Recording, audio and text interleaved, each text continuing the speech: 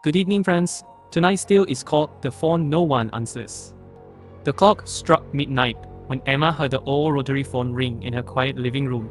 She froze. The house was empty, but the shrill sound carried through the walls. She hurried down the hall, dread curling in her stomach. She lifted the receiver. Hello. Silence answered. A faint click. Then, the line went dead. Emma pressed the receiver back. The dial spun emptily. No number had been dialed. But the call had come from inside her own house. Emma had moved into the old cottage only a week before. She loved its creaking floors and dusty windows. She didn't mind stories about its past. People said the previous owner vanished without a trace. She hadn't believed a word until now. That first lonely ring at midnight sent her blood running cold. She tried to ignore the next few nights. She told herself it was a prank. Yet each night, unfailingly at exactly 12, the phone would shriek across the silent room. She would run, heart pounding, to lift the receiver. Every time she heard only a hollow click. At dawn she searched the call logs.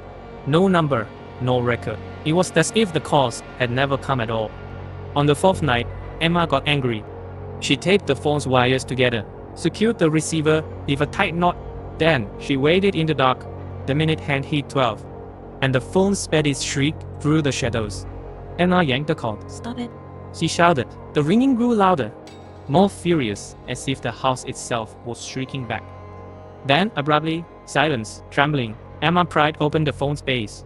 She expected redness or all wires. Instead, she found a single scrap of yellow paper lodged under the cradle.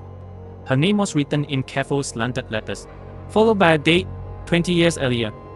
And a final line, I'm waiting for you, heart hammering. Emma rose. She followed the phone cord through the wall, where it disappeared into a dark closet.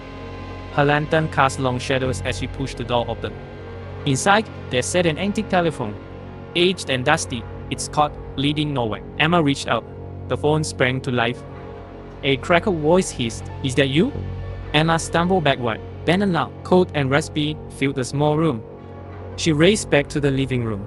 The cottage felt suddenly alive. Snarling around her, the phone rang, one last time. She answered on impulse. A voice, unmistakably her own, whispered from the receiver. I've been here all along.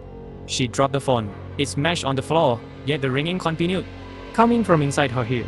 Emma fled into the night, leaving the cottage behind. But sometimes, at the stroke of midnight, her phone still rings and she answers, because she knows no one else will.